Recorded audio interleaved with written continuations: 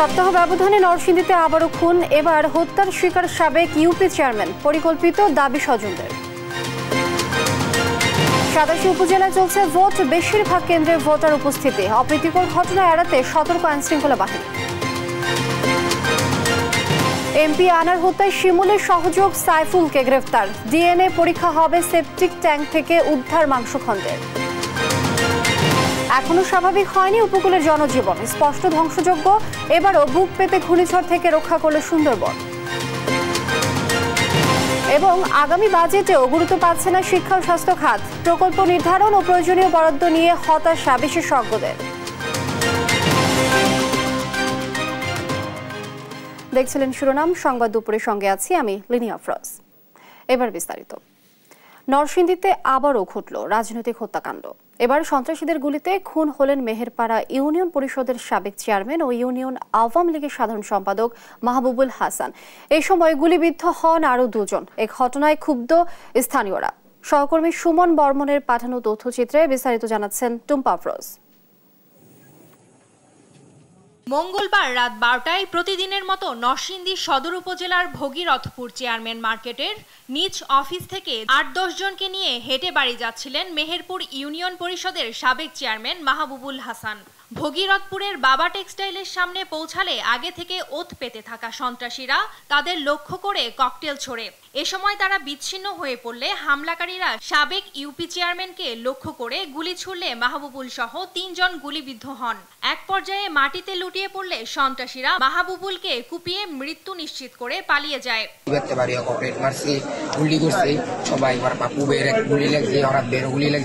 আমরা এই জায়গায় ওই চিবা ছিল, চিবার মাঝে দাঁড়াইছি, আমরা খালি ঘুমাইছি যে ভাই মারতাছে।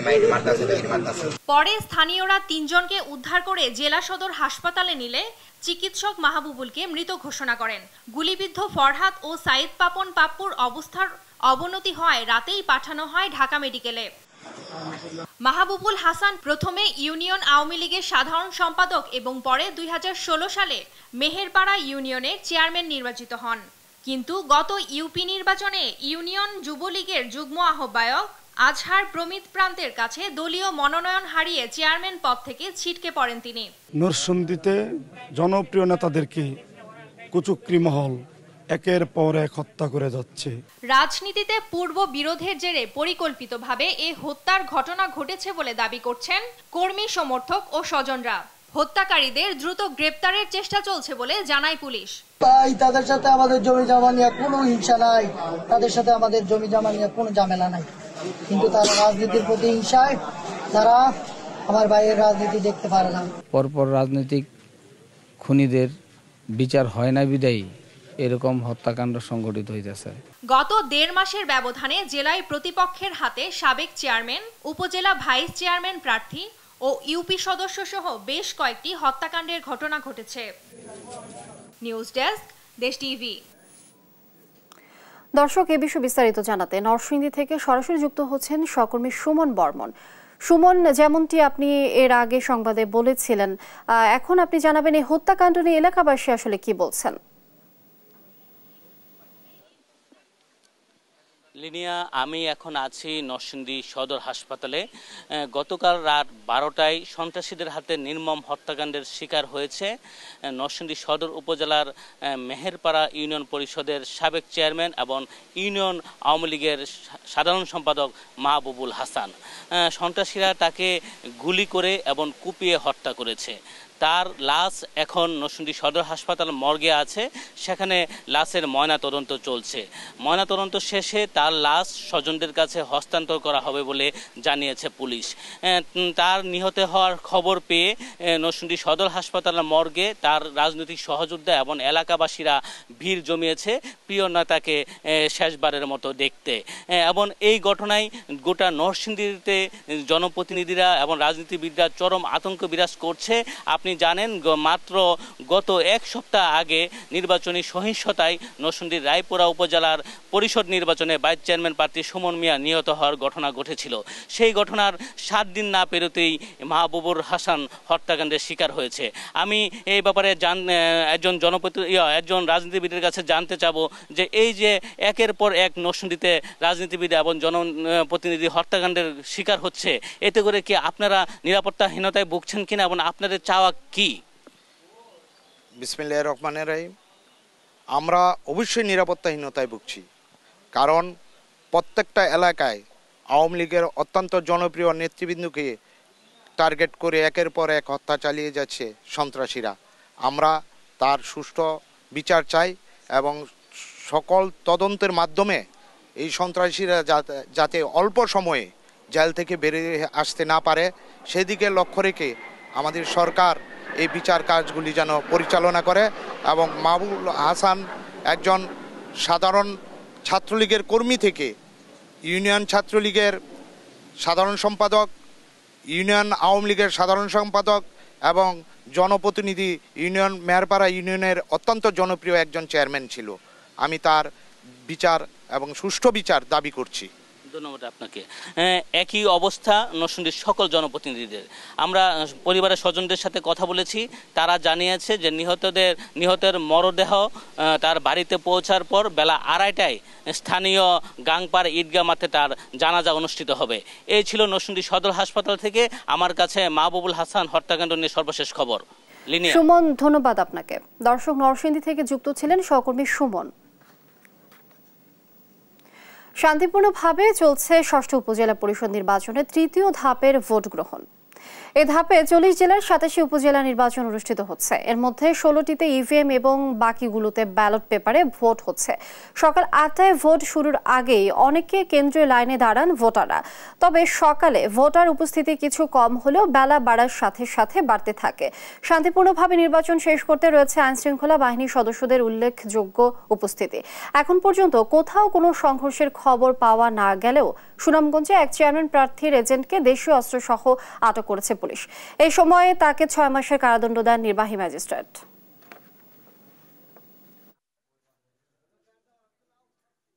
সকালবেলা পরিবেশে ভোট সেন্টারের লোকজন আসা শুরু হয়ে গেছে এবং সুন্দর শান্তশিষ্টভাবে আইনশৃঙ্খলাভাবে ভোট প্রদান করতে পারতেছেন।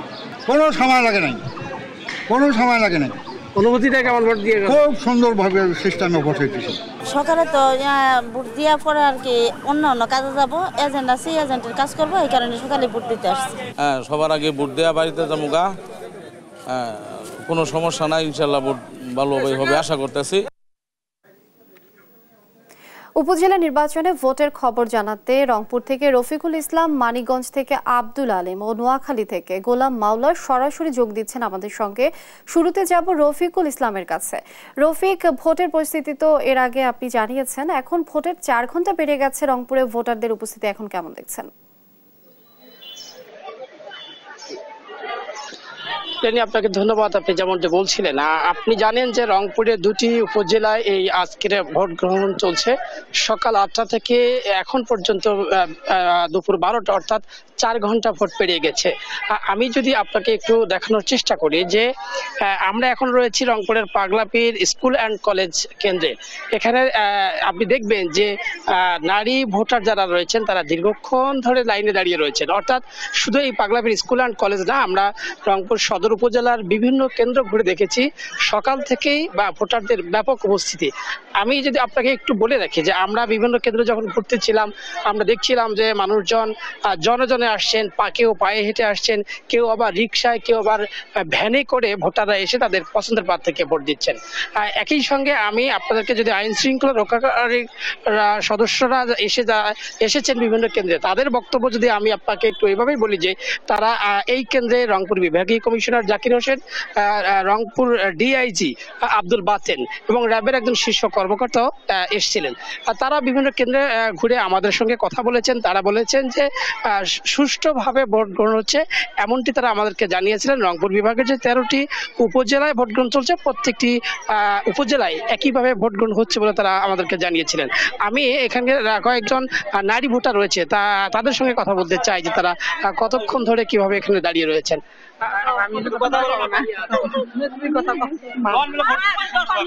হ্যাঁ, ভোট দিতেছি সুন্দরভাবে, কোনো সমস্যা নেই। আপনি কতক্ষণ ধরে এখানে দাঁড়িয়ে আছেন? এই আধা ঘন্টা। আমরা শুনছিলাম যে অনেকে আধা ঘন্টা ধরে দাঁড়িয়ে আছে, কেউ 1 ঘন্টা ধরে দাঁড়িয়ে আছে। অর্থাৎ রংপুরের যে সদর উপজেলা, সেই সদর উপজেলায় ব্যাপক ভোটারদের উপস্থিতি রয়েছে, নারী পুরুষ প্রায় সমান উপস্থিতি রয়েছে। একইভাবে আরেকটি যে উপজেলা গঙ্গাচড়া উপজেলা, সেটি ভোটারদের উপস্থিতি প্রায় একই রয়েছে। লিডার, রংপুরের যে ভোট পরিস্থিতি এখন পর্যন্ত সুষ্ঠু সুন্দরভাবে চলছে। আগামী যে 4 ঘন্টা রয়েছে, এই 4 ঘন্টায় সুষ্ঠুভাবেই ভোট গ্রহণ হবে এমন প্রত্যাশা করছে আইন শৃঙ্খলা রক্ষাকারী বাহিনীর শীর্ষ কর্মকর্তারা। এই ছিল রংপুর থেকে সর্বশেষ খবর। জানিয়ে রফিক, অসংখ্য ধন্যবাদ আপনাকে। দর্শক, ভোটার খবর আমরা জানছিলাম সহকর্মী রফিকের কাছ থেকে। এবার আমরা এই বিষয়ে আরো জানবো। আমরা যাচ্ছি মানিকগঞ্জে, সেখানে রয়েছেন আলিম। আলিম, আপনি যুক্ত হচ্ছেন। আলিম, আপনি জানাবেন, আপনি তো এর আগে আপনি জানিয়েছেন যে সুষ্ঠুভাবেই ভোট হচ্ছে, এখন ভোটের অবস্থা কেমন দেখছেন, আর ভোটাররা ভোট দিয়ে আসলে তাদের প্রতিক্রিয়াটা কে, জানাবেন। ধন্যবাদ লিনিয়া।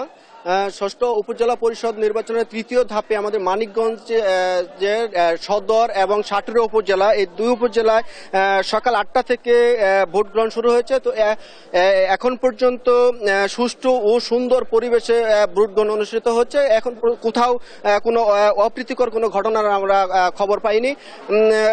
মানিকগঞ্জে ইভিএমে ভোট গ্রহণ হচ্ছে। এই ক্ষেত্রে ভোটাররা যেটি বলছেন যে মেশিনের মাধ্যমে, ইভিএম এর মাধ্যমে ভোট দিয়ে তারা অনেকটাই সন্তুষ্ট প্রকাশ করেছেন যে ভোটের কোনো এখন পর্যন্ত কোনো যান্ত্রিক ত্রুটি কোথাও হয়নি, যে কারণে স্বাচ্ছন্দ্যে ভোট দিয়ে তারা অনেকটা উচ্ছ্বসিত। এবং আমরা আরো যেটি জানতে পেরেছি যে প্রশাসনের পক্ষ থেকে আইন শৃঙ্খলা রক্ষাকারী বাহিনী, তারা মোবাইল টিম এবং ভ্রাম্যমাণ ম্যাজিস্ট্রেটরা মাঠে রয়েছেন। তারা পর্যবেক্ষণ করছেন যে কোথাও যেন কোনো ঘটনা, সেই জন্য তারা তৎপর রয়েছেন।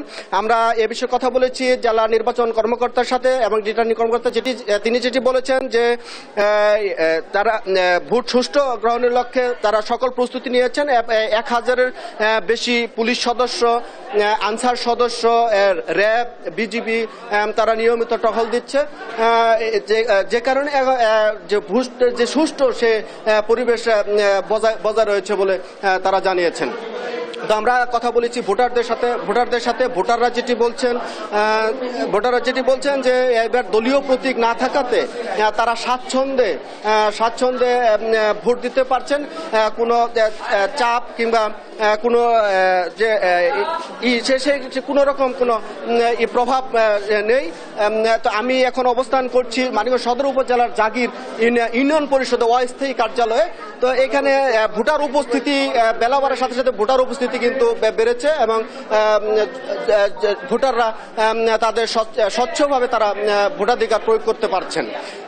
লিনি, আরেকটা জিনিস বলতে চাচ্ছি যে এই মানিকগঞ্জে গত নির্বাচনে যে বিদ্যুৎ বিভ্রান্তি এবং ইভিএম ত্রুটির কথা বলেছিলেন প্রার্থীরাও অভিযোগ করেছিলেন যে ত্রুটির কারণে ভোট গ্রহণে দীর্ঘতি হয়েছিল, কিন্তু আজ কিন্তু এখন পর্যন্ত আমরা এরকম কোনো ত্রুটির খবর আমরা এখন পর্যন্ত পাইনি।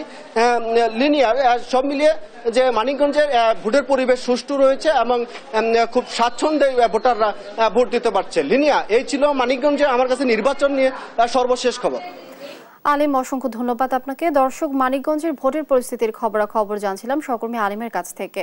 আমরা সবশেষ ভোটের খবরাখবর জানাতে আমরা নোয়াখালীতে যাচ্ছি। নোয়াখালীতে আছেন সহকর্মী গোলাম মাওলা। গোলাম মাওলা, আপনি জানাবেন এখনকার ভোটের পরিস্থিতি কেমন দেখছেন, আর ভোটাররা কি বলছেন? লিনি, আপনি যেমনটি বলছিলেন ষষ্ঠ উপজেলা পরিষদ নির্বাচনের কথা, আজকে নোয়াখালী 3টি উপজেলা পরিষদ নির্বাচন হচ্ছে। এগুলো হচ্ছে নোয়াখালী সদর, নোয়াখালী ব্যায়ামগঞ্জ এবং নোয়াখালী কোম্পানিগঞ্জ উপজেলা। তো নোয়াখালী কোম্পানিগঞ্জ উপজেলা একটু আলোচিত বিষয়। এখানে বাংলা আওয়ামী লীগের সাধারণ সম্পাদক, সড়ক পরিবহন সেতুমন্ত্রী ওবায়দুল কাদের নিজ নির্বাচনী এলাকা এবং নিজ বাড়ি এখানে। তো এখানে আজকে সকাল থেকে নোয়াখালী কোম্পানিগঞ্জ উপজেলা বেশ কিছু অনিয়ম এবং কারচুপি অভিযোগ এনে দুজন প্রার্থী নির্বাচন বর্জনের সিদ্ধান্ত নিয়েছেন। তারা হচ্ছেন ওবায়দুল কাদেরের ছোট ভাই মোহাম্মদ সাদাত হোসেন এবং অপর প্রার্থী মোহাম্মদ মিজানুর রহমান বাদল, যিনি দোয়াত কলম প্রতীক নিয়ে লড়ছেন। আমি এখন এই বিষয়ে কথা বলবো দোয়াত কলমের প্রার্থী মিজানুর রহমান বাদলের সাথে। তার কাছে জানতে চাবো কি কি অভিযোগে আপনারা নির্বাচন থেকে সরে আসার সিদ্ধান্ত নিয়েছেন। এখানে একটা প্রহসনের নির্বাচন অনুষ্ঠিত হচ্ছে। আমরা নির্বাচনের আগেও নির্বাচনের পরিবেশ নেই এরকম কয়েকটা দরখাস্ত রিটার্নিং অফিসারের কাছে দিয়েছি, জেলা প্রশাসক মহোদয়ের কাছে অনুলিপি দিয়েছি, পুলিশ সুপার মহোদয়ের কাছে আমরা অনুলিপি দিয়েছি, কয়েকটা দিয়েছি আমি ব্যক্তিগতভাবে, কিন্তু আমি এটার কোনো প্রতিকার পাইনি। তারপরেও নির্বাচনে অংশগ্রহণ করেছি। আমরা চিন্তা করেছি এতদিন যাই করেছে হামলা মামলা যাই করেছে, এখন সুন্দর একটা নির্বাচন অনুষ্ঠিত হবে। কিন্তু সকাল থেকে আমাদের কোনো এজেন্ট পেপার নিয়ে কেন্দ্রে ঢুকলো, এজেন্ট পেপারটা টেনে ছিঁড়ে ফেললো, সবাইকে বের করে দেওয়া হলো। এইভাবে চরহাজারি, চরপার্বতী, সিরাজপুর, বসুরহাট পৌরসভা এবং চরকাগড়ার একাংশ এই এলাকাগুলোতে সকাল 8টার আগেই এজেন্ট ফরম ছিঁড়ে এজেন্টদেরকে বের করে দেওয়া হয় এবং ভোট শুরুর পরে তারা 9টা 9:30টার মধ্যে ভোট কেন্দ্র দখলে নিয়ে যায়, বিশেষ করে এই 4টা জায়গায়। তো এই মুহূর্তে আমরা যখন শুনতে পাই এটা শেষ করে একটা গুন্ডা বাহিনী তাসিক মির্জার নেতৃত্বে কয়েকটা 20-25টা মাইক্রোবাসে করে কিছু সন্ত্রাসী, অস্ত্রধারী সন্ত্রাসী দক্ষিণ দিকে আবার যে ইউনিয়নগুলো আছে সেখানে এক একটা কেন্দ্র করে, যেগুলো বড় কেন্দ্র সেই কেন্দ্রগুলো দখল করা শুরু করেছে। এটা দেখে আমরা চিন্তা করেছি এইভাবে তো নির্বাচন চলতে পারে না। আমরা সাথে সাথে ইউনো অফিসে গিয়ে উনাকে আগেও ফোনে বলেছি, অভিযোগ করেছি, উনি দেখতেছে ম্যাজিস্ট্রেট পাঠাচ্ছে, কোনো কিছুই করে না। নিজে সশরীরে গিয়ে উনাকে অভিযোগ করেছি, সেখানে এডিসি সাহেব ছিল, তাও আমরা কোনো প্রতিকার পাইনি। ওনারা দেখছে বলতেছে। এরপরে পুলিশ প্রশাসন সবচেয়ে বেশি অসহযোগিতা করতেছে। পুলিশ প্রশাসন দোয়াত কলম, টেলিফোন এবং অন্যান্য প্রার্থীর কর্মীদেরকে রাস্তায় থাকতে দিচ্ছে না, ওদেরকে পিটাচ্ছে। এরপরে যাই আনারস বলেছে কেন্দ্রের সামনে থাকবে। আর প্রত্যেকটা চেয়ারম্যান, বিশেষ করে চর পার্বতী এবং চরকাগড়ার চেয়ারম্যান ছাড়া বাকি সকল চেয়ারম্যান গুন্ডার ভূমিকায় অবতীর্ণ হয়েছে। তারা নিজেরা নিজ হাতে মানুষকে মারতেছে, বের করে দিচ্ছে কেন্দ্র থেকে এবং কেন্দ্র দখল করে নিজে হাতে। এখন আপনার প্রধানতম দাবি কি? আমার দাবি হচ্ছে নির্বাচন বাতিল করে অনতি বিলম্বে আরেকটি নতুন সুষ্ঠু নিরপেক্ষ নির্বাচন দেওয়া হোক, এটাই আমার দাবি। ধন্যবাদ মিজানুর বাদল। লিনি, আপনি যেমনটি শুনছিলেন নোয়াখালী থেকে, নোয়াখালী থেকে আমার কাছে সর্বশেষ। গোলাম মাওলা, ধন্যবাদ আপনাকে। দর্শক, নোয়াখালীর ভোটের পরিস্থিতি জানাচ্ছিলেন সহকর্মী গোলাম মাওলা। প্রধানমন্ত্রী শেখ হাসিনা বলেছেন, শান্তি ও নিরাপত্তা রক্ষায় বাংলাদেশ নির্ভরযোগ্য নাম এবং সার্বজনীন বিশ্ব রোল মডেল। আন্তর্জাতিক জাতিসংঘ শান্তিরক্ষী দিবসে রাজধানীর বঙ্গবন্ধু আন্তর্জাতিক সম্মেলন কেন্দ্রে আয়োজিত অনুষ্ঠানে এই কথা বলেন তিনি। যেসব দেশ শান্তির কথা বলে তাদের অস্ত্র তৈরি ও প্রতিযোগিতা থেকে বিরত থেকে এই অর্থ ক্ষুধার্থের জন্য ব্যয় করার আহ্বানও জানান সরকার প্রধান। শান্তি ও নিরাপত্তা বজায় রাখা বৈশ্বিক প্রচেষ্টায় বাংলাদেশ আজ একটি দায়িত্বশীল ও নির্ভরযোগ্য নাম। আমরা সর্বজনীন স্বীকৃত এবং বিশ্বের বুকে রোল মডেল। এই অর্জনের পিছনে রয়েছে আমাদের সশস্ত্র বাহিনী ও পুলিশ বাহিনী, টেকসই পরিশ্রমী নিবেদিত প্রাণ সদস্যদের মহান আত্মত্যাগ ও অমূল্য অবদান। আমরা আজ জাতিসংঘ শান্তিরক্ষা কার্যক্রমে বাংলাদেশের অংশগ্রহণে 36 বছর উদযাপন করছি। বাংলাদেশ আজ বিশ্বের অন্যতম বৃহৎ শান্তিরক্ষী প্রেরণকারী দেশ এবং সক্রিয় অংশগ্রহণকারী হিসেবে অত্যন্ত সুনাম ও গৌরবের সাথে কাজ করে চলছে। সংসদ সদস্য আনার হত্যা মামলায় গ্রেফতার চরমপন্থী নেতা শিমুল ভূঁইয়ার second in command Saiful Alam মেম্বারকে গ্রেফতার করেছে যশোর জেলা গোয়েন্দা পুলিশ। মঙ্গলবার রাত 9:30টার দিকে যশোর শহরের চাঁচড়া বাবলাতলা এলাকা থেকে তাকে গ্রেফতার করা হয়। তার বিরুদ্ধে যশোরের অভয়নগর ও মনিরামপুরের একাধিক হত্যা মামলা রয়েছে বলে জানা গেছে। ডিবির উপপরিদর্শক মফিজুল ইসলাম জানান, গোপন সংবাদের ভিত্তিতে বাবলাতলার মৎস্য খামার এলাকায় তল্লাশি চালিয়ে সাইফুল মেম্বারকে গান পাউডার সহ আটক করা হয়। তার কাছ থেকে একটি মোবাইল ফোন উদ্ধার করা হয়েছে, যেখানে ভারতীয় সিম কার্ড ব্যবহারের প্রমাণ মিলেছে।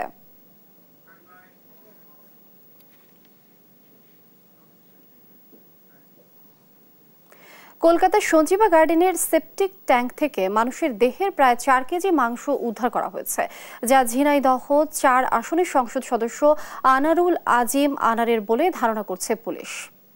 এমপি আনার হত্যার তদন্তে ঢাকা মহানগর গোয়েন্দা দল কলকাতায় তৃতীয় দিনের মতো নিউ টাউনের আশেপাশের খালে বিলে অনুসন্ধান চালায়।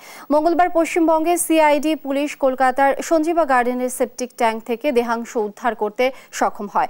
পরে পরীক্ষার জন্য ফরেনসিক বিভাগে পাঠানো হয়। এ বিষয়ে দ্রুতই সব রহস্যের সমাধান হবে বলে জানান ডিবি প্রধান হারুনুর রশিদ।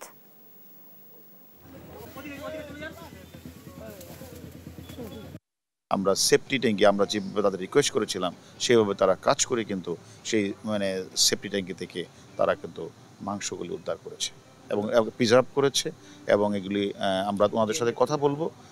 এটা ফরেনসিক, এখানে অবশ্য ফরেনসিকটা আগেভাগে হয়ে যায়, বাংলাদেশে একটু দেরি হলো, এই কলকাতা তো ফরেনসিক আগেভাগে হয়। তারা ফরেনসিক করবে, তারপরে মৃত যে আমাদের এমপি আনার সাহেবের তার ভাই আছে, তার মেয়েরা আছে, তাদেরকে এনেও ইচ্ছা করলে ডিএনএ করে তারপরে কনফার্ম হওয়া যাবে এটি আসলে এই মাংস দেহের কার। সংবাদ দুপুরে আরো থাকছে। ফিলিস্তিনকে রাষ্ট্র হিসেবে 3 দেশের স্বীকৃতিতে নেতানিয়াহুর ক্ষোভ, রাফায় তাবু ক্যাম্পে ইসরায়েলি হামলায় নিহত 21। উপকূল জুড়ে স্পষ্ট ঘূর্ণিঝড় রিমালের টানা 2 দিনের তাণ্ডবে ক্ষতচিহ্ন। ঝড়ে বিধ্বস্ত হয়েছে বহু ঘরবাড়ি, উপড়ে পড়েছে গাছপালা, নষ্ট হয়েছে বিস্তীর্ণ ফসলি জমি, ভেসে গেছে ঘেরের মাছ। এখনো পানিবন্দী অনেক এলাকার মানুষ। স্বাভাবিক হয়নি বিদ্যুৎ সরবরাহ। সহকর্মীদের পাঠানো তথ্যচিত্রে আরো জানাচ্ছেন দিবাশ্রী বড়ুয়া। রোববার থেকেই ভোলা উপকূলের উপর দিয়ে বয়ে যায় ঝড়ো বাতাস ও ভারী বর্ষণ, যার প্রভাবে উত্তাল হয়ে ওঠে নদী ও সাগর। প্রবল জোয়ারে লোকালয়ে প্রবেশ করে অস্বাভাবিক পানি। এতে তলিয়ে যায় বাঁধের বাইরে অন্তত 30টি গ্রাম। পানিবন্দী হয়ে দুর্ভোগে পড়েন হাজার হাজার মানুষ। টানা 3 দিন এমন অবস্থা বিরাজ করায় দুর্গত এলাকায় নেমে এসেছে সীমাহীন দুর্ভোগ। আমাদের এদিকে বন্যায় পানি উঠে আমাদের ঘর দুয়ারে অনেক ক্ষতি হয়েছে। এখানে জোয়ারের পানিয়ে রাস্তাঘাট চলে যায়। ঝড়ের কারণে মেঘনার পানি বিপদসীমার 91 সেন্টিমিটার উপরে প্রবাহিত হয়, যা এর আগে হয়নি বলে দাবি দুর্গত মানুষের। তলাতে পানি উঠে বেরির উপর দিয়ে আমাকে অনেক কষ্ট, খাওয়ার কষ্ট, রান্না বাড়ার কষ্ট। আমাকে অত এলাকায় কোনো বাড়িতে কোনো চুলাচাকি নেই। জরিয়া পানি কালকে সব চুলাচাকি নিয়েছে, কোনো ঘরে ভাত আনতে পারে না আজকে। পানি নেমে গেলে বাঁধের সংস্কার কাজ শুরু করার কথা জানায় পানি উন্নয়ন বোর্ড। এই অংশটা প্লাবিত হয়েছে, আমরা অপেক্ষা করতেছি যে ভাটায় পানি নেমে গেলেই দ্রুততার সাথে আমরা সেই অংশটা ব্রিজ ক্লোজ করে ফেলব। ক্ষতিগ্রস্তদের দ্রুত সহায়তার আশ্বাস দিয়েছেন জেলা প্রশাসক।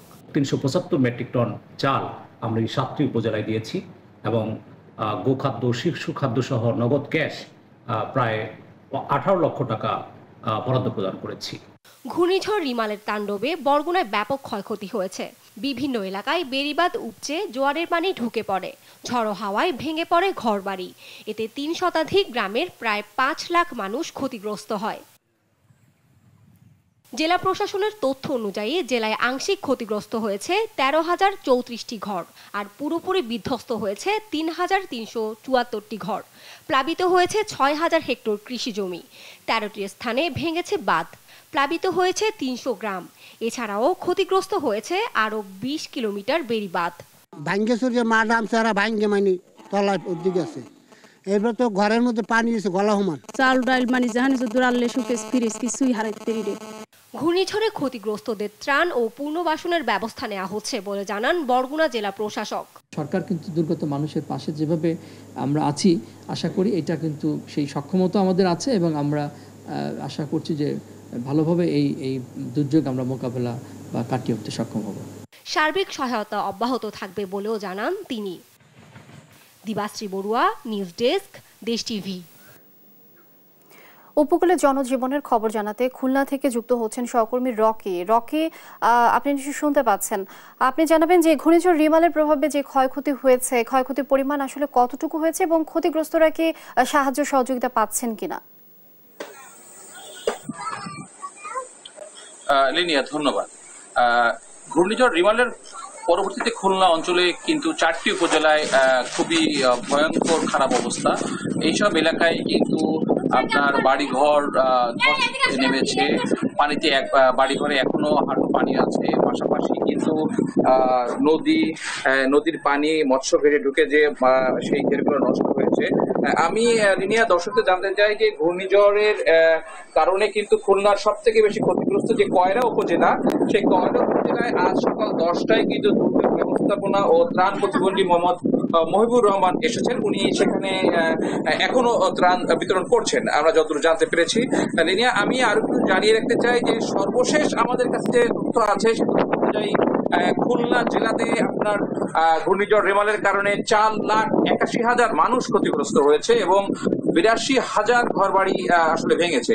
পাশাপাশি উপকূলবর্তী নদী থেকে প্রায় 46টি পয়েন্ট থেকে পানি ঢুকে শত শত গ্রাম প্লাবিত হয়েছে এবং এখনো কিন্তু হাঁটু পানি রয়েছে অনেক গ্রামে। আমরা মৎস্য অধিদপ্তরের সাথে কথা বলেছি, তারা আমাদেরকে যেটি জানিয়েছেন যে এই ঘূর্ণিঝড়ে এই অঞ্চলে প্রায় 250 কোটি টাকার মতো মৎস্য চাষের ক্ষতি হয়েছে। পাশাপাশি ফসলের ক্ষতি হয়েছে প্রায় 12,715 হেক্টর জমিতে। আমি লিনিয়া একটু জানিয়ে রাখি, ঘূর্ণিঝড়ে কিন্তু খুলনায় বটিয়াঘাটে একজন নিহত হয়েছে, তবে আহতর কোনো সংবাদ এখন পায় নাই। আর ত্রাণের যে বিষয়টা সেটা হচ্ছে সরকারি ব্যবস্থাপনার পাশাপাশি কিন্তু বেসরকারি ভাবে দলীয় সংগঠন, সামাজিক সংগঠন, রেড কিচেন সহ অনেকেই কিন্তু ত্রাণ নিয়ে উপকূলবর্তী এলাকায় পৌঁছে গিয়েছে। খুলনার ভিতর কয়রা, দাকো, পাইকগাছা এলাকায় সব থেকে বেশি ক্ষতিগ্রস্ত হয়েছে এবং এরপর হচ্ছে আমরা বটিয়াঘাটের এক অংশ ক্ষতিগ্রস্ত হয়েছে। আজকে সকাল পর্যন্ত আমরা যে খবর পেয়েছি সেটা হচ্ছে যে এইসব এলাকায় 668 মেট্রিক টন চাল বিতরণ করা হয়েছে। পাশাপাশি প্রায় নগদ 24 লাখ টাকা বিতরণ করেছে জেলা প্রশাসন। শিশুদের খাদ্যের জন্য 6.5 লাখ টাকা এবং গো খাদ্যের জন্য 6.5 লাখ টাকা কিন্তু বিতরণ করা হয়েছে। লিনিয়া, খুলনায় কিন্তু এখন যে সর্বশেষ অবস্থা সেটা হচ্ছে উপকূলবর্তী এলাকায় প্রতিমন্ত্রী ত্রাণ বিতরণ করছেন এবং এর পাশাপাশি ত্রাণ নিয়ে খুলনার ব্যক্তিগতভাবে, সামাজিকভাবে, রাজনৈতিকভাবে সকলেই কিন্তু এই দুর্গত মানুষের পাশে দাঁড়াচ্ছে। এটা হচ্ছে খুলনা থেকে রিমেল পরবর্তী সর্বশেষ অবস্থা। লিনিয়া। রকি, ধন্যবাদ আপনাকে। দর্শক, খুলনা থেকে যুক্ত ছিলেন সহকর্মী রকি। ঘূর্ণিঝড় রিমালের তাণ্ডবে সুন্দরবনে ব্যাপক ক্ষয়ক্ষতি হয়েছে। লবণ পানি প্রবেশ করেছে বন্যপ্রাণী ও বনজীবীদের জন্য করা মিঠা পানির পুকুরে। পাওয়া যাচ্ছে হরিণ সহ বন্যপ্রাণীদের মরদেহ। ক্ষতিগ্রস্ত হয়েছে বন বিভাগের অফিস, কর্মীদের থাকার জায়গা, ট্রলার জেটি সহ বিভিন্ন স্থাপনা। বিশেষজ্ঞরা বলছেন সুন্দরবনের ব্যাপক ক্ষয়ক্ষতি হলেও এটি রক্ষা করেছে দক্ষিণ পশ্চিমাঞ্চলকে। প্রতিনিধিদের পাঠানোর প্রতিবেদনে বিস্তারিত ডেস্ক রিপোর্টে। ঘূর্ণিঝড় রিমাল থেকে দক্ষিণ পশ্চিমাঞ্চলকে রক্ষা করলেও ব্যাপক ক্ষয়ক্ষতি হয়েছে বিশ্বের বৃহত্তম ম্যানগ্রোভ বন সুন্দরবনের। ঘূর্ণিঝড়ের প্রভাবে প্রায় 2 দিন জোয়ার জলোচ্ছ্বাসের পানিতে প্লাবিত হয়েছে গোটা সুন্দরবন। বনের বিভিন্ন এলাকায় 26টি হরিণের মৃতদেহ পাওয়া গেছে। বিভিন্ন এলাকা থেকে 17টি জীবিত হরিণ উদ্ধার করে চিকিৎসা দিয়েছেন বনরক্ষীরা। এদিকে সুন্দরবনের বন্যপ্রাণী ও বনজীবীদের জন্য করা মিঠা পানির পুকুরগুলো ব্যাপক ক্ষতিগ্রস্ত হয়েছে। লবণ পানি প্রবেশ করে ব্যবহারের অনুপযোগী হয়ে পড়েছে সবকটি পুকুর। এছাড়া সুন্দরবনের কটকাট এলাকার পুকুরটি সাগরে বিলীন হয়ে গেছে। তবে লবণ পানিতে পূর্ণ হয়ে যাওয়া পুকুরগুলো সেচ দিয়ে নতুন করে সুপেয় পানির ব্যবস্থা করা হবে বলে জানিয়েছেন খুলনা অঞ্চলের বন সংরক্ষক। সুন্দরবনের যে পুকুরগুলো নিমজ্জিত হয়ে গেছে নোনা পানিতে, সেগুলো সেচ দিয়ে লবণ পানি মুক্ত করে সেখানে আবার বৃষ্টি পানি ধরার ব্যবস্থা করতে হবে। ঝড়, জলোচ্ছ্বাস ও প্রাকৃতিক দুর্যোগ থেকে বন্যপ্রাণীদের রক্ষা করার জন্য সুন্দরবনের অভ্যন্তরে আরো উঁচু টিলা করা প্রয়োজন বলে জানায় সেভ দ্য সুন্দরবন ফাউন্ডেশন। সুন্দরবনের যে প্রকল্পগুলো অর্থ মন্ত্রণালয়ে আটকে আছে সেগুলোকে অনতিবিলম্বে ছাড় দিয়ে এগুলোকে বাস্তবায়ন করতে হবে। আমাদের বন্যপ্রাণীদের সুরক্ষা নিশ্চিত করতে হবে। বিশেষজ্ঞরা বলছেন ভবিষ্যতেও প্রাকৃতিক দুর্যোগের হাত থেকে দক্ষিণ পশ্চিমাঞ্চলকে রক্ষা করবে সুন্দরবন। তাই সুন্দরবনের যেন কোনো ক্ষতি না হয় তার জন্য প্রয়োজনীয় উদ্যোগ নিতে হবে। উপকূলীয় অঞ্চলে যে ব্যাপক ক্ষতিগ্রস্ত হয়েছে তার ভিতরে সুন্দরবন আমাদের রক্ষা কবচ। যত প্রাকৃতিক দুর্যোগ, সব দুর্যোগ থেকে মায়ের আঁচল যেরকম মা বাচ্চাকে আগলে রাখে, সুন্দরবন দক্ষিণ পশ্চিমাঞ্চলকে আগলে রাখছে। প্রথম যে ধাক্কাটা আসে সেটা সুন্দরবন সে ধাক্কাটা সামলিয়ে নেয় এবং গ্রাজুয়ালি এর স্পিডটা কমিয়ে দিতে পারে এবং ওই এলাকার স্থানীয় জনগণ জানমাল থেকে রক্ষা পেতে পারে। 10,000 বর্গ কিলোমিটারের আয়তনের সুন্দরবনের বাংলাদেশ অংশে রয়েছে 6,517 বর্গ কিলোমিটার। নিউজ ডেস্ক, দেশ টিভি। সংবাদ দুপুরে আরো থাকছে। টি-20 বিশ্বকাপে সবাইকে আরও উদ্যমী হওয়ার আহ্বান অধিনায়ক শান্তর। অভিজ্ঞ সাকিবের কাছে বাড়তি প্রত্যাশা।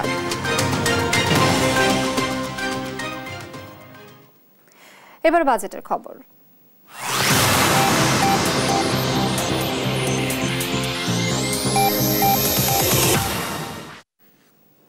শুরু হচ্ছে আরও একটি নতুন অর্থ বছর। বিগত বছরগুলোর মতো এবারও গুরুত্ব পাচ্ছে না শিক্ষা ও স্বাস্থ্য খাত।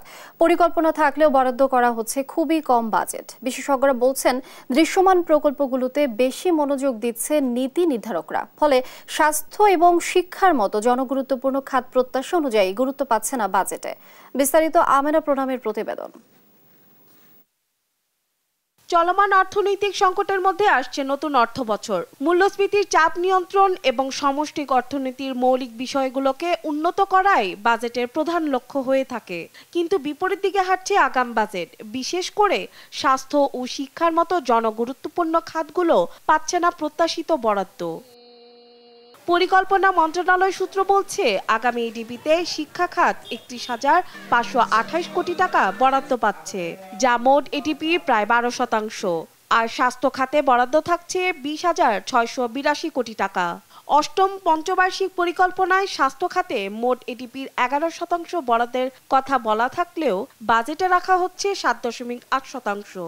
প্রস্তাবিত বাজেট পর্যালোচনায় দেখা যায়, শিক্ষা ও স্বাস্থ্য খাতে বরাদ্দ অর্থ দিয়ে ভবন নির্মাণে বেশি আগ্রহী সংশ্লিষ্টরা। পুরাতন মেশিন দিয়ে অনেক কিছু করা হচ্ছে, টেস্টের রিপোর্টও কিন্তু ভালো আসে না। সেগুলো ভালো রিপোর্ট করার জন্য আমরা শহরে আসি, হাজার হাজার টাকা আমাদের ভিজিট। এটা আমার পক্ষে দেওয়া যেমন সম্ভব না, একদিন রিক্সাওয়ালার পক্ষে দেওয়া সম্ভব না। বাংলাদেশে যে সরকার বাজেটগুলো করছে তাতে তো আমাদের জীবন জীবিকা নির্বাহ করা অনেক কঠিন হয়ে পড়ছে। 2 মেয়ে পড়াইতেছি, 1 মেয়ে পড়াইতে পারতেছি না, খরচ অনেক বেশি। শিক্ষা ও স্বাস্থ্য দেশের উন্নয়নে অগ্রাধিকার পাওয়ার যোগ্য হলেও দৃশ্যমান প্রকল্পগুলোকে বেশি গুরুত্ব দেওয়া হয় বলে আক্ষেপ করেন এই বিশ্লেষক। বরাবরই দেখা যাচ্ছে এই খাতে বরাদ্দ হয় না, যেটা হওয়ার কথা ছিল সেটা হয় না, আর যেটা হয় সেটাও আবার অপচয় হয়, ব্যয় হয় না। শিক্ষা এবং স্বাস্থ্য খাতে মেগা প্রজেক্ট নেওয়া দরকার। আর মেগা প্রজেক্ট যখনই আমরা বলি তখনই কিছু লোক তাড়াহুড়ো করে কতগুলো বিল্ডিংয়ের প্রজেক্ট নিয়ে আসে। আর গুরুত্বপূর্ণ এই দুই খাতে ব্যয় বাড়ানোর পরামর্শ এনবিআর এর সাবেক চেয়ারম্যানের। আমি এখানে পড়াশোনা করাবো না, ফাঁকি দেবো, তো ওর বাধ্য ওর ডলার ওখানে যেরকম গাইড বই পড়তে হচ্ছে তেমনি তার বিদেশেও পয়সা করি দিয়ে ডলার খরচ করি তার বিদেশে পড়তে হচ্ছে। আমার ডলার খরচ হচ্ছে। একই অবস্থা চিকিৎসার ব্যাপারে। আমি যদি আমার এখানে সব চিকিৎসা সব তোমার ঠিকমতো নিশ্চিত করতে পারি, যার জন্য আমি যন্ত্রপাতি সব কিছু দিয়েছি, তুমি সেটা করতেছো না, আমার এই লোকেদের বাইরে যেতে হচ্ছে এবং সব ডলার বিদেশে দিয়ে আসতে হচ্ছে। বাজেটের আকারের পাশাপাশি বাস্তবায়নের দিকেও জোর দেওয়ার পরামর্শ বিশ্লেষকদের। আমাদের শিক্ষা এবং স্বাস্থ্য খাতে এবার বরাদ্দ বাড়বে এবং একই সাথে সাথে এটার যে খরচটা যেটা হবে সেটাও যেন মানসম্মত খরচ হয়, বিশেষ করে আমাদের জনবল তৈরিতে যেন খরচ হয় সেটাই প্রত্যাশা করব। বাজেট বাড়তে হবে, এখন সাথে সাথে যে জোরটা দিতে হবে বাস্তবায়নের। আমি বরাদ্দ রেখে দিলাম তারপরে বাস্তবায়ন করলাম না, এইটা হবে না। সেই জন্যই একই সাথে বাজেট আকারও বাড়াতে হবে এবং বাস্তবায়নের উপরে অবশ্যই অবশ্যই অবশ্যই জোর দিতে হবে। বাজেটের সফল বাস্তবায়নে অপচয় রোধ এবং সুশাসন নিশ্চিতে সরকারকে কঠোর হওয়ার আহ্বান জানান তারা। আমেনা প্রণামী, দেশ টিভি, ঢাকা। রাজধানী ফার্মগেটে আগুরা সুপার শপে অভিযান চালাচ্ছে ভোক্তা অধিকার সংরক্ষণ অধিদপ্তর। সরাসরি চলে যাচ্ছি সেখানে। 12টার দাম আপনারা বিক্রি করতেছেন হচ্ছে 265। এটা নিয়েছেন ওমেগা 3। এটা একটা কপি আপনি রাখেন, দেখে আমাকে একটু দিতে হবে। এটা দুইটা আছে না, এটা নাকি এখন আপনি তৈরি করে দিলেন? না না স্যার, এটা সম্ভব না। এটা তো শুনে কাস্টমার কপি দুইটাই তো আছে আপনার কাছে। এটা হলো স্যার আমাদের ডিমান্ড থেকে অর্ডার করতে। আমি যে তাকে অর্ডার করছি সেটার কপি। আর এটা হলো তার 26 তারিখে দিয়েছেন। তাহলে আমাকে একটু দয়া করে এটা একটা কপি দেন। কি মেইল কপি দিবেন না ফটোকপি দিলেই হবে? ফটোকপি দিলেও চলবে। দ্রুত দেন। তাহলে ওমেগা 3 বিক্রি করেন শুধু এই পুনর্ভবা, সরি নিচে পড়ে গেল নাকি? না, পুনর্ভবা থেকে পূর্ণবা থেকে একটাই। ওমেগা 3 আরটা না আজকে অন্যটা কোন কোম্পানি বিক্রি করে? প্যারাগন আছে। প্যারাগন তো ঠিক আছে, ওটা কোনো কোম্পানি, এটা প্যারাগন কোম্পানি। প্যারাগনও বিক্রি করে। হ্যাঁ, ওমেগা 3 এর কত দাম ধরেছে? 265। এক্সপায়ার ডেট 27 জীবন ভাই 27 মে। কি লেখা আছে? আপনি তো এক্সপায়ারি হয়ে গেছে তো। 27 মে শেষ। 27 মে এটা আজকে কত ধৈর্য ধরেন। এক্স কি লেখা আছে? ও না, প্রোডাকশন এটা 27 মে। আজকে কয় তারিখ? 28, 29। এক্সপায়ারি হচ্ছে 21 days from the date of production. তাহলে ওই এটা আপনারা আলাদা লাগাইছেন, দেখেন প্যাকেটে কিন্তু এক্সপায়ার ডেট ওটা লেখা, দেখেন মিলা দেখেন। এটা আমরা যখন যারা লাগাইছে যে এক্সপায়ার ডেটের শূন্যটা লেখা, ওই সিলটা উপর নিচে হয়েছে। আচ্ছা,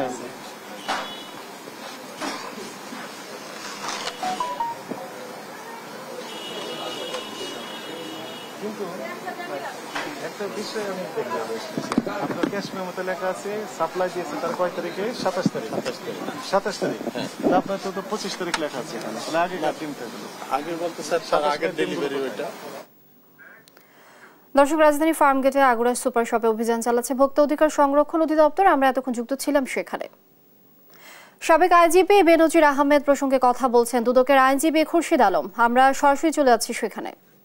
কমিশন আইন বিধিমালাতে বলা আছে, কমিশন যদি কাউকে মনে করে জিজ্ঞাসাবাদ করতে পারে, কমিশন ইচ্ছা করলে নাও ডাকতে পারত, তবুও ন্যায় বিচারের খাতিরে যাতে কেউ সুষ্ঠু বিচার থেকে বঞ্চিত না হয়, সুষ্ঠু অনুসন্ধান কার্যে কোনো যাতে ব্যাঘাত না ঘটে, আদার সাইড যাতে বলতে না পারে যে আমাকে ডাকা হয়নি, সেই জন্য ওনাকেও ডাকা হয়েছে। আমি যদ্দূর এটা জানতে পেরেছি, অফিসিয়ালি কোনো আদেশ আমি এখনো দেখিনি, ওনাদেরকে ডাকা হয়েছে।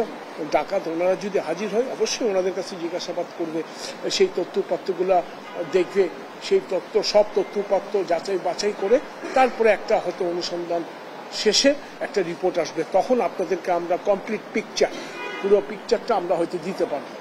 ভাই, দেশের বাইরে যদি কোনো সম্পদ থাকে দুদক সেটি কি প্রক্রিয়া অনুসন্ধান করে, কিভাবে সেগুলো? জি, মানে আপনি দেখুন, আমি তো প্রথমেই বলেছি দেশে এবং দেশের বাইরে যদি কোনো থাকে সেটা আমাদেরকে বিএফআই এর মাধ্যমে জানতে হয়, বিএফআই এর কাছে সেটা আমাদেরকে বলতে হয়। বাংলাদেশ ফিনান্সিয়াল ইন্টেলিজেন্স ইউনিট ওনারা একমন ট্রিটির আওতায় কাজ করে, পৃথিবীর 137টা দেশ একমন ট্রিটির মেম্বার, তাদের কাছে মেম্বার ট্রিটির কাছে যারা ব্যাংক মেম্বার আছে ট্রিটির আন্ডারে, তাদের কাছে রিকোয়েস্ট করা হয়, এটাকে বলা হয় মিউচুয়াল লিগাল অ্যাসিস্ট্যান্স রিকোয়েস্ট। এই এমএলএআর এর মাধ্যমে তথ্যপত্র চাওয়া হয় এবং তথ্যপত্র চাওয়া হলে একটি নির্দিষ্ট সময় আনতে তারা তথ্যপত্র যদি তাদের কাছে থাকে তারা পাঠিয়ে থাকে।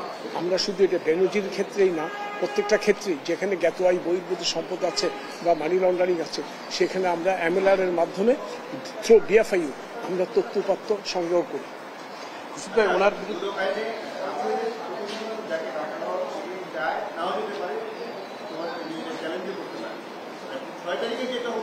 না, সেটা তো ওনার ব্যাপার, সেটা তো আইনে বলা আছে দুদক যাকে মানে চিঠি দিয়ে ডাকবে জিজ্ঞাসাবাদ করার জন্য, ওনার নর্মাল নিয়ম হলো ওই দিনে উপস্থিত থাকা। যদি কোনো কারণবশত উনি আসতে না পারে, উনি নিজে এসে বা ওনারা বিজ্ঞ আইনজীবীর মাধ্যমে দরখাস্ত দিয়ে সময় চাইতে পারে। এবং আমি অতীতেও দেখেছি সময় চাইলে কমিশন এটার সময় ওনাদের জন্য অ্যালাউ করে, অতীতেও আমরা দেখেছি। কাজেই এখানে আপনার মানে হাইড এন্ড সিকের কিছু নেই, কোনো একেবারে র্যাপিডের কিছু নেই। আমরা ধীরে সুস্থে সূক্ষ্মভাবে অত্যন্ত গুরুত্ব সহকারে গুরুত্ব দিয়ে অনুসন্ধান কার্য হচ্ছে করা, এবং কেউ যেন কোনো কিছু বলতে না পারে আমার প্রতি অবিচার করা হয়েছে এখানে।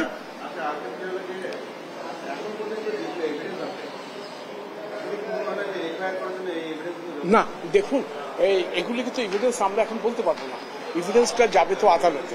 এগুলো হলো তথ্যপত্র যেটা আমরা সংগ্রহ করছি। এটা সংগ্রহ করার পরে যখন অনুসন্ধান কার্য শেষ হয়ে যখন রিপোর্ট দাখিল করবে, এটা ওনার যিনি তদারকি কর্মকর্তা ওনার কাছে দেখবে, উনি নিচে পেরুজ করে কমিশনে প্লেস করবে। কমিশন যদি স্যাটিসফাইড হয় পরবর্তী কার্যধারা পদক্ষেপ নেওয়া হবে। না, ওনাকে তো আসামি এখনো এটা বলা যাবে না, কারণ আমরা তো নিয়মিত মামলা তো রুজু হয়নি। আমি ওনাকে কেন আসামি বলতে যাব? নিয়মিত মামলা যেহেতু না, দেখুন এটা প্রত্যেকটা ধাপ আছে, এই প্রত্যেকটা ধাপে ধরেন কি হয় না হয় এটা তো আগাম প্রেডিক্ট করা যাবে না। সবকিছু ডিপেন্ড করছে আমার অনুসন্ধান কার্য শেষ হওয়ার পরে। আপনি অনুসন্ধান কার্য শেষ হওয়ার পরে কি হবে ওই প্রশ্নটা এখন বলা যাবে না। অনুসন্ধানে কি আসছে এবং কমিশন কি সিদ্ধান্ত নিচ্ছে সবকিছু এটা নির্ভর করবে তো পর্যায়ক্রমে একটার পর একটা। আগাম তো আমি একটা লোককে আসামি বলতে রাজি না এবং আগাম কোনো মন্তব্য করতে আমরা রাজি না। আমাদের হাতে আজ পর্যন্ত যেই তথ্যপত্র এসেছে সেটার ভিত্তিতে আপনাদের সামনে আমরা অনুসন্ধান চলছে, বিভিন্ন তথ্যপত্র সংগ্রহ করা হচ্ছে। তিনি যদি এই মুহূর্তে বিদেশ যেতে চান সেক্ষেত্রে দুদক কি পদক্ষেপ নেবে? দেখুন, উনি কি চান সেটা তো আমি জানি না, আমার জানার কথাও না, ওনার ব্যক্তিগত ব্যাপার সেটা। উনি কি চান সেটা তো আমাদের বিবেচ্য বিষয় না। উনি কোথায় যাবেন না যাবেন that is not our headache, আমাদের বিবেচ্য বিষয় না। দর্শক, সাবেক আইজিপি বেনজির আহমেদ প্রসঙ্গে কথা বলছিলেন দুদকের আইনজীবী খুরশিদ আলম। আমরা যুক্ত ছিলাম সেখানে সরাসরি।